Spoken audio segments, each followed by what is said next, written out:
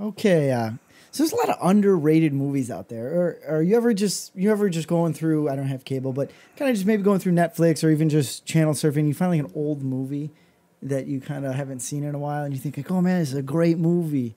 Yeah, actually, I used to do a lot with Netflix when I first got it. Now I kind of do it more so with Amazon because me and my brother had a theory that a lot of those movies that were super old that are lost gems or whatever start to eventually go to Amazon or Hulu. See, I thought it was crazy. Like in 2017, like there's so many movies that were getting just like outrageous scores on Rotten Tomato, like the best certified fresh and like perfect score. Exactly, like every movie coming out was on Rotten Tomatoes getting perfect scores. I wonder how some of the older movies would rate up on Rotten Tomato. Like, well, with today's technology, we can look into that right now. like a movie with like Pauly Shore, like Son-in-Law. Yeah. Okay. So let's take a look at Son-in-Law. Son-in-Law. He comes. He's like the California kind of a riot guy. Comes to hey, Mister, I bought your daughter's trunk. Yeah, comes to small town, farm town America to come home for the holidays. I was born in a small town. Yeah, exactly. Okay, so Son-in-Law from 1993 with Pauly Shore has a tomato meter. Now, usually I believe the tomato meters are like the critics' reviews and stuff like that. Is a tomato meter of 21%. But the audience score, which is surprising to me, it's still low, but surprising to me, is a 58%. So that means more than half of the audience likes it, but it's still not in that it's still not in that big realm of like love. So the critics pretty much bashed it. Critics pretty much don't like it, but audiences like it. Are those the critics' reviews from '93, or did they come back and rewatch it to retype the reviews when Rotten Tomato website came out? That's a good question, which I'm not going to look thoroughly into because I don't want to figure out Rotten Tomatoes' whole thing. All I know is those two things are different, and that's how they usually break it. I think it's actually a pretty good movie, though. I think it's hilarious. I mean, like I said, I don't think they can make a movie like that today, though. Remember the scene where the heavy set farm worker like drugs the girlfriend, like date rape drugs the girl, and you would probably have to cut that out. Drags her into a barn and makes them look like the two hooked up in the middle of the night. Because he date raped them. That stuff's not cool. That shit does not fly. So you would definitely. What was that? That was what was that actress's name? Was that the actress? Yeah, was that? Don't you have it up? Is that Carmen Electra? Let me double check. The heavy set guy date rapes her.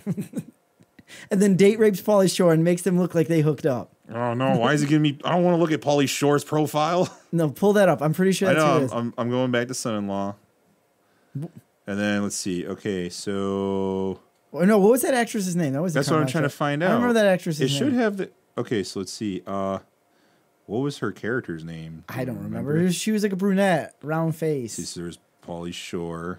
It wasn't the lead. It was like the lead's friend. And remember? Wait. Is that who it is? It's Tiffany Thiessen? Oh, I don't know. Thiessen? Yeah, who knows? That's why I'm going to pull her profile up so that way. You feel like those 90 movies were just like, it was just you know date what? rape. She was from, she was big on TV. Yeah, she was like on, I think like Beverly Hills 90210 or one of those shows. Yeah. I mean, I'm just guessing at this point. Okay, so what was like another movie we had mentioned? Did you say like Airheads? Airheads. That's like another like 90s movie. I think one a little bit newer was that movie Rat Race with Cuba Gooding Jr. Oh, that's right. We did mention that one. Okay, so let's try that one. I watched that movie a bunch of times. I thought it was pretty Rat funny. Race. Cuba Gooding Jr. Which came out in 2001. Okay.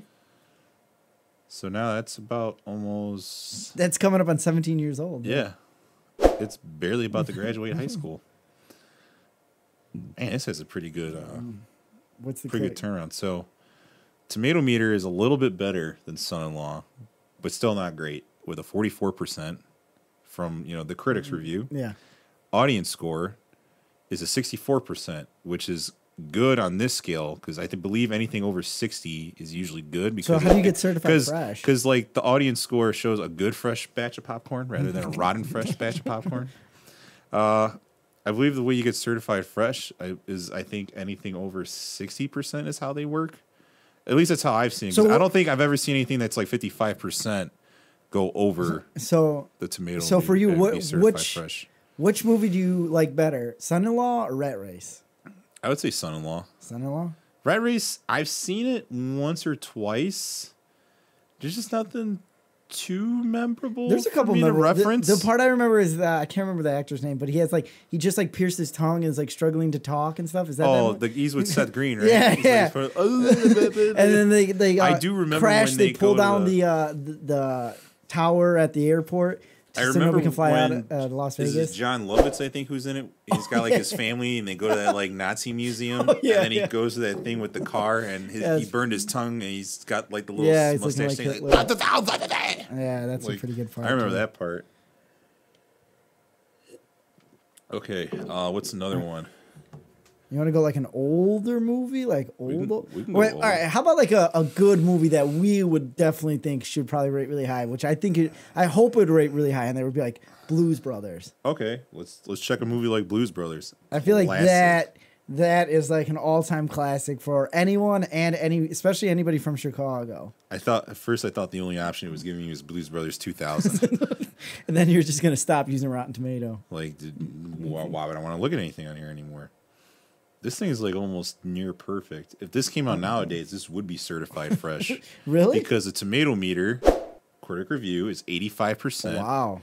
And then audience score is 92. Wow. Yeah. Yeah. Sounds about right. So if this was if that came out nowadays, the commercials would be like rated? Commercials. It was rated R.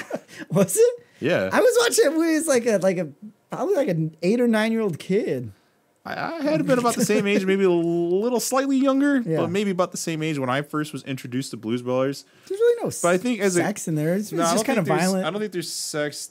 There's slight violence. There's some language, but I think at the time it was more than what people expected. Yeah. And I don't know. Rating systems were different back then than they are now. Because I know there's the whole scene where she has like a submachine gun and she's lighting them up as they're driving through a tunnel. Or she takes the girlfriend. Is that Carrie Fisher who plays that? Carrie Fisher. She takes a rocket launcher and blows up their like apartment. Yeah, it was a machine gun. Yeah, she has the rocket launcher. She plants bombs. Like, she's a terrorist. Domestic terrorist. What's like another one? A newer movie or older movie? Or like an obscure kind of movie, you think? We're talking about that movie Euro Trip, but I feel like, nah. We can still check it, the somewhat sequel to Road Trip, but not exactly direct. Yeah, I think it was by like the same boom mic operator. Yeah. I was the guy who catered at Road Trip and figured I could make my own movie.